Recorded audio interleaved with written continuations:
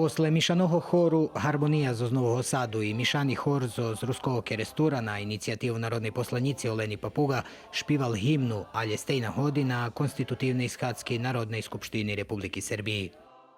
Precu na konstitutivnej, pretože to značeni datum, to datum posle Viberankoh, tu šitski poslaniki, tu diplomatski kor, tu nejaký spôsob cala javnosť môže buznjeljem Serbska, ali i širše provadzi to tu konstitutivnu Shatsku. I scela sam, že bi prave Rusnaci, prave hor z Kerestura, matki ruske buli na tej konstitutivnej Shatski.